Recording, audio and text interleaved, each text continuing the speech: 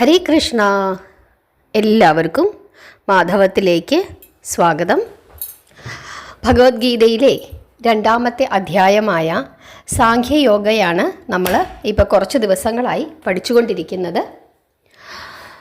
കുരുക്ഷേത്ര യുദ്ധഭൂമിയിൽ തൻ്റെ ബന്ധുക്കളോട്, തൻ്റെ പ്രിയപ്പെട്ടവരോട്, തൻ്റെ ഗുരുജനങ്ങളോട് യുദ്ധം ചെയ്യാൻ സാധിക്കുകയില്ല. ഒരു യുദ്ധമുണ്ടായാൽ സർവനാശമാണ് ഫലം. ഇരു വിഭാഗത്തിനും നാശം സംഭവിക്കും. അങ്ങനെ തൻ്റെ സ്വജനങ്ങളെ നഷ്ടപ്പെടുത്തിക്കൊണ്ട് നേടുന്ന ഒരു സൗഭാഗ്യത്തിനും തനിക്ക് സുഖം നൽകുന്നതിനായി കഴിവുണ്ടാവുകയില്ല. അങ്ങനെ നേടുന്ന രാജ്യം കൊണ്ട് എന്തു പ്രയോജനം? കാട്ടിലേക്ക് തന്നെ തിരിച്ചു പോകുന്നതാണ് നല്ലത് എന്ന് പറഞ്ഞ് എനിക്ക് യുദ്ധം ചെയ്യാൻ സാധിക്കുകയില്ല എന്ന് പറഞ്ഞുകൊണ്ട് തേർത്തട്ടിൽ തളർന്നിരിക്കുന്ന അർജുനനെ ഭഗവാൻ ഉപദേശിച്ചു കൊടുക്കുന്നതാണ് ഭഗവത്ഗീത. ശ്രീമദ് ഭഗവത്ഗീത അർജുനന് മാത്രമല്ല ഉപകാരപ്പെടുന്നത്, ഓരോ മനുഷ്യരാശിക്കും, ഓരോ മനുഷ്യനും തൻ്റെ ജീവിതത്തിൽ അത് വളരെയധികം പ്രയോജനം ചെയ്യും എന്നുള്ള കാര്യം നിങ്ങൾ ഓരോരുത്തരും മനസ്സിലാക്കുക. കാരണം നമ്മൾ കണ്ടിട്ടില്ലേ, ഈ ലോകത്തിൻ്റെ നെറുകയിൽ എത്തിച്ചേർന്ന ആളുകൾ എല്ലാവരും തന്നെ ഭഗവത്ഗീതയെ പറ്റി പറയുന്നതും ഭഗവത്ഗീതയുടെ മഹാത്മ്യത്തെപ്പറ്റി പറയുന്നതും അവർ ഒരു നിധി പോലെ അവരുടെ കയ്യിൽ ഭഗവത്ഗീത സൂക്ഷിക്കുന്നതും. അറിവില്ലാത്തവരാണ്, അല്ലെങ്കിൽ കുറച്ച് അറിവുള്ളവരാണ് ഈ മഹത്തായ ഗ്രന്ഥത്തെ നിന്ദിക്കുന്നത്. നീ നിൻ്റെ ജോലി ചെയ്യാൻ മാത്രമാണ് ഭഗവാൻ ഇവിടെ പറഞ്ഞിരിക്കുന്നത്. ഭഗവത്ഗീത ഒരു മനുഷ്യൻ നിർബന്ധമായും പഠിച്ചിരിക്കണം. കൃത്യമായും വ്യക്തമായും ഭഗവത്ഗീത പഠിച്ച ഒരു മനുഷ്യൻ യാതൊരു കാരണവശാലും വഴി തെറ്റി നടക്കുകയില്ല എന്നുള്ള കാര്യം നിങ്ങൾ ഓർത്തുകൊള്ളുക. 26 ശ്ലോകങ്ങൾ വരെയാണ് നമ്മൾ കഴിഞ്ഞ ദിവസം പഠിച്ചത്. ഇനി നമ്മൾ പഠിക്കാൻ പോകുന്നത് 27ാമത്തെ ശ്ലോകം. ശ്രദ്ധിച്ചു കേട്ടുകൊള്ളുക. ജാതസ്യ ഹി ധ്രുവോ മൃത്യുഃ ധ്രുവം ജന്മ മൃതസ്യ ച തസ്മാദ പരിഹാര്യേ അർത്ഥേ ന ത്വം ശോചിതു അർഹസി. ഓരോ വാക്കുകളുടെയും അർത്ഥം നമുക്ക് നോക്കാം.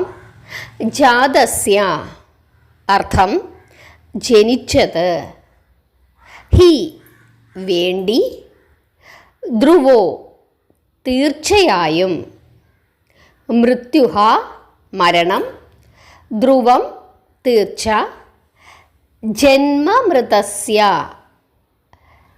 ജനന മരണങ്ങൾ, ച കൂടെ, തസ്മാത് അതുകൊണ്ട്, അപരിഹാരി ഒഴിച്ചുകൂടാനാവാത്ത, അർത്ഥേ വിഷയം, ന ഇല്ല, ത്വം അങ്ങ്, ശോചിതു ദുഃഖിക്കുക, അർഹസി കടപ്പാട്.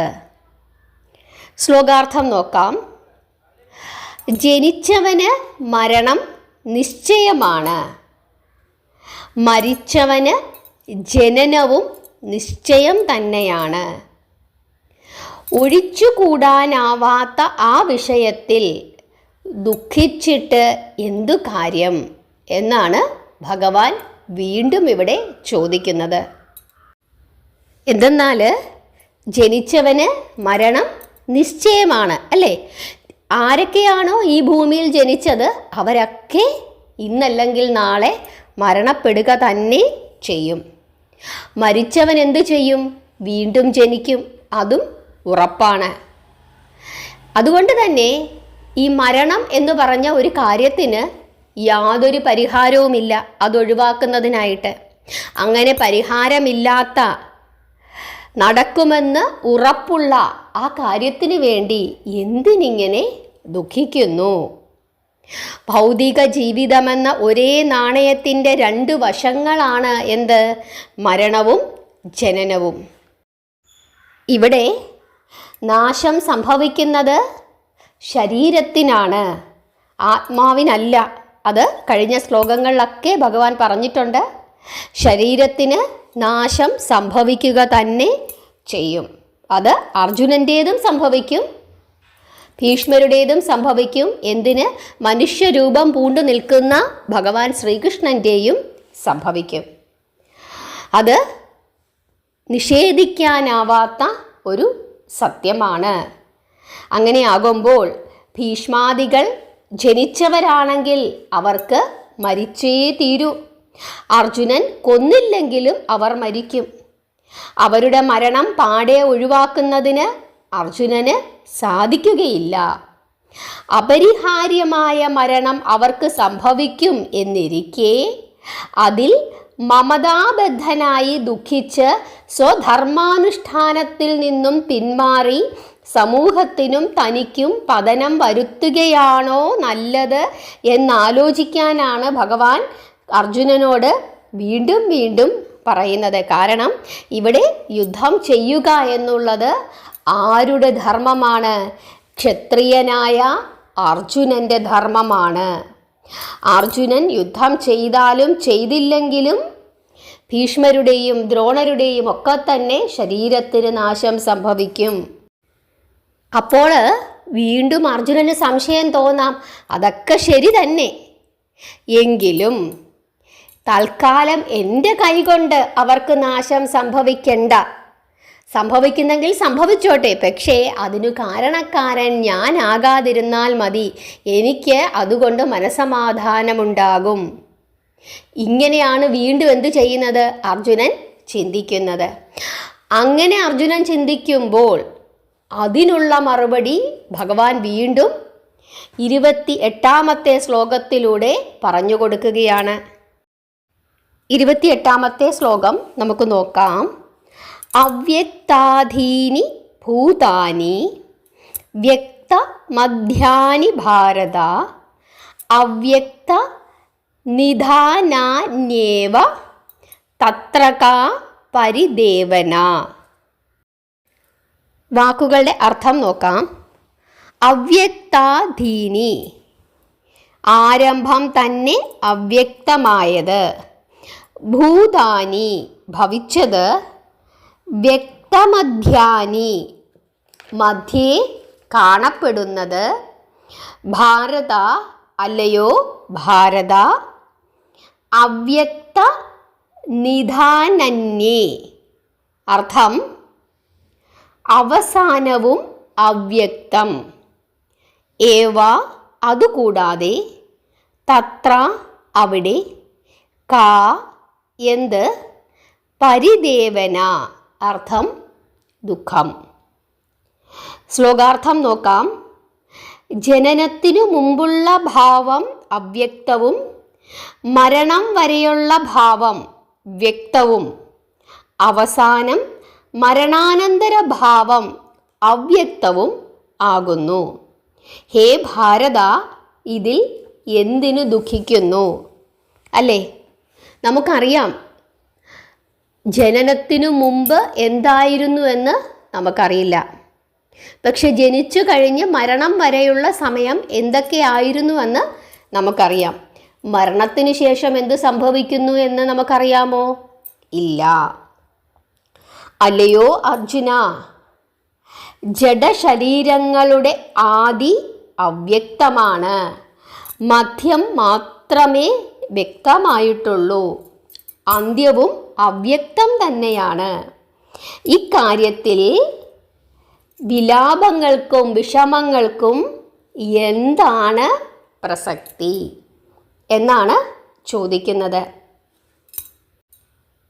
മായാദേവിയുടെ കളികളാണ് ഇവിടെ സംഭവിക്കുന്നത്, ഇല്ലേ?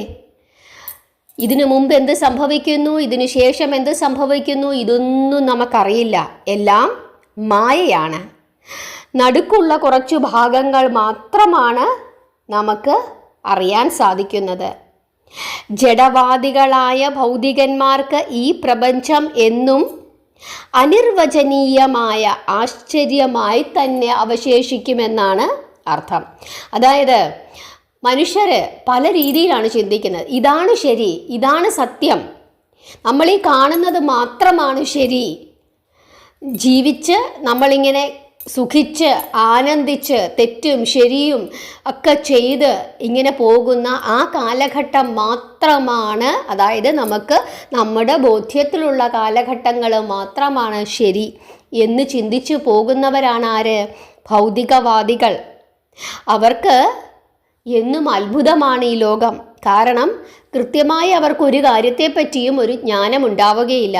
ഈ കണ്ണി കാണുന്നതൊക്കെ എന്തൊക്കെയൊക്കെയോ അവരവരുടെ ബോധ്യം വെച്ച് വിളിച്ചു പറയുന്നു എന്നുള്ളതല്ലാതെ എന്താണ് പരമമായ സത്യമെന്ന് അവർക്കറിഞ്ഞുകൂടാ. അത്ഭുതത്തോടുകൂടി അവരിങ്ങനെ പലപ്പോഴും നോക്കി നിൽക്കുകയാണ്. എന്നിട്ട് സ്വയം ഞാൻ വലിയ കേമനാണ് എന്ന് മേനി നടിക്കുന്നതിനായി ഇതൊക്കെയാണ് സത്യമെന്ന് പറഞ്ഞ് മറ്റുള്ളവരെ വിശ്വസിപ്പിക്കുകയും ചെയ്യുന്നു. പക്ഷേ ഉള്ളിലേക്ക് നോക്കാതെ പുറമേ ചുറ്റിത്തിരിയുന്നിടത്തോളം ജീവാത്മാവിൻ്റെ രഹസ്യം ഒരിക്കലും അവരറിയുന്നില്ല എന്നാണ് ഭഗവാൻ ഇവിടെ ഉദ്ദേശിക്കുന്നത്.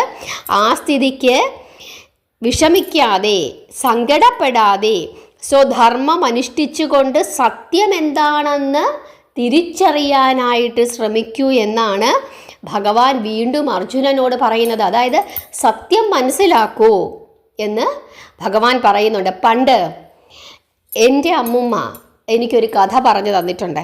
അതായത് ഒരു വീട്ടിൽ ഒരമ്മയും ഒരു കുട്ടിയും ഉണ്ടായിരുന്നു. ഈ കുട്ടിയുടെ അമ്മയങ്ങ് മരിച്ചുപോയി. അപ്പോൾ വേറെ ആരും ആ കുട്ടിക്കില്ല. കുട്ടിക്ക് വലിയ സങ്കടമായി.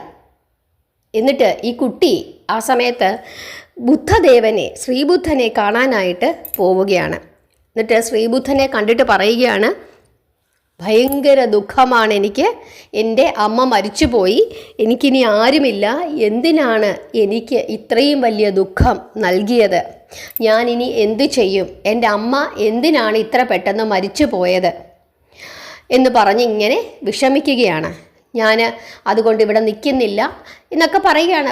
ബുദ്ധദേവനെ പോലെ ശ്രീബുദ്ധനെ പോലെ ഞാൻ ഇനി അങ്ങ് പോകാൻ പോവുകയാണ് ഈ നാട്ടിൽ നിന്ന്, ഇങ്ങനെയൊക്കെ പറഞ്ഞ് കുട്ടി ഇങ്ങനെ അലമുറയിട്ട് കരഞ്ഞ് തൻ്റെ വിഷമങ്ങളൊക്കെ ശ്രീബുദ്ധനോട് പറയുകയാണ്. അപ്പോൾ ശ്രീബുദ്ധൻ പറയുകയാണ്, ഇതിനെല്ലാം ഞാൻ മറുപടി പറഞ്ഞു തരാം. അതിനു മുമ്പായിട്ട് മോനൊരു കാര്യം ചെയ്യണം.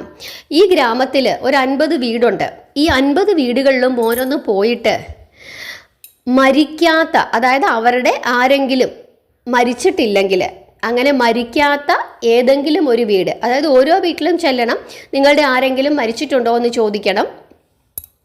ഏതെങ്കിലും ഒരു വീട്ടിൽ അവരുടെ ആരെങ്കിലും മരിച്ചിട്ടില്ലെങ്കിൽ അങ്ങനെ മരിക്കാത്ത വീട്ടിൽ നിന്നും അല്പം കടുക് മേടിച്ച് കൊണ്ടുവന്ന് തന്നാൽ മോൻ്റെ വിഷമങ്ങൾക്കൊക്കെ ഒരു പരിഹാരം ഉണ്ടാക്കി തരാമെന്ന് പറയുന്നു. കുട്ടിക്ക് വലിയ സന്തോഷമാകുന്നു. അങ്ങനെ ഈ കുട്ടി ഓരോ വീടുകൾ തോറും കയറി ഇറങ്ങി നടക്കുന്നു. പക്ഷേ ഒരു വീട്ടിൽ നിന്നും ഈ കുട്ടിക്ക് കടുക് മേടിക്കാൻ സാധിച്ചില്ല. കാരണം ഓരോ വീട്ടിൽ ചെല്ലുമ്പോഴും ആ വീട്ടിലെ ആളുകളൊക്കെ എന്താണ് പറയുന്നത്, എൻ്റെ പ്രിയപ്പെട്ടവരായിട്ടുള്ള ആരെങ്കിലുമൊക്കെ മരിച്ചുപോയി എന്നുള്ള വിഷമമാണ് ഓരോ വീട്ടിൽ നിന്നും ഈ കുട്ടിക്ക് കേൾക്കാനായിട്ട് സാധിക്കുന്നത്. അങ്ങനെ ഈ കുട്ടി തിരിച്ച് ശ്രീബുദ്ധൻ്റെ അടുത്ത് വരികയാണ്.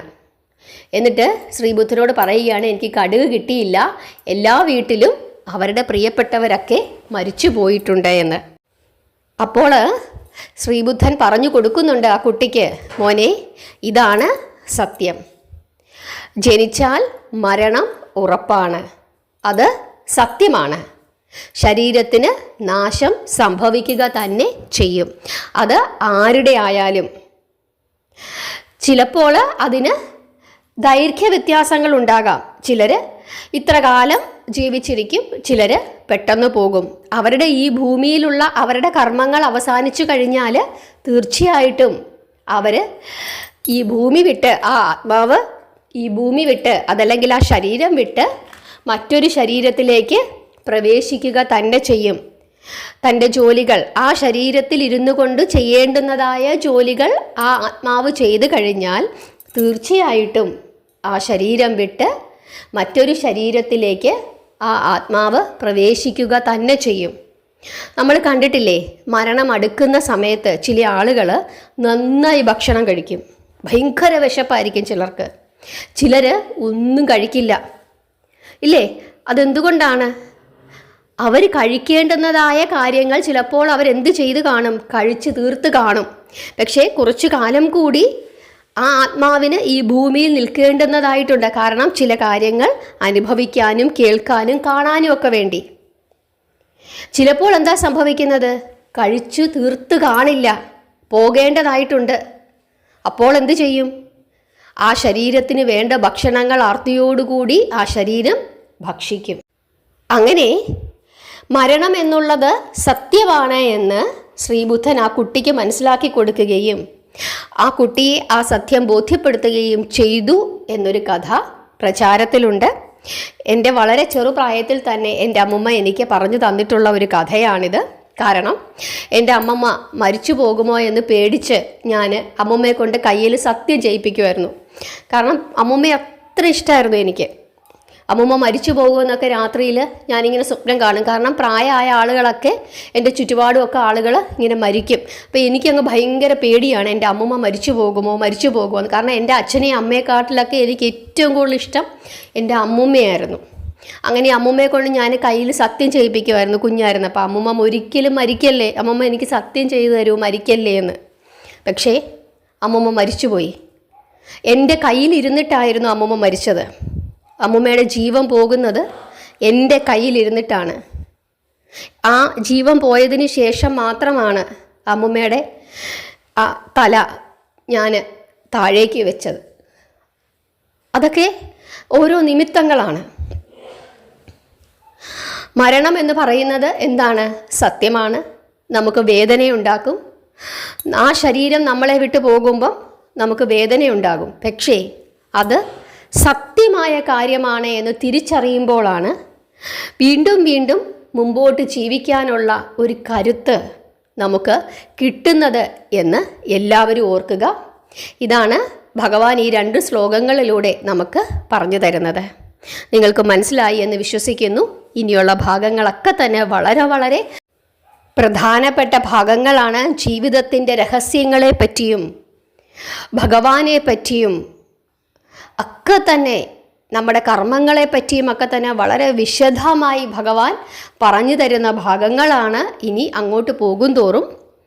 അതുകൊണ്ട് എല്ലാ ദിവസവും നിങ്ങൾ ഭഗവത്ഗീത കേട്ട് പഠിക്കണം. നിങ്ങളുടെ അഭിപ്രായങ്ങൾ പറയണം, നാമം ജപിക്കണം, പ്രാർത്ഥിക്കണം. എല്ലാവരെയും ഭഗവാൻ അനുഗ്രഹിക്കട്ടെ. ഹരേ കൃഷ്ണ.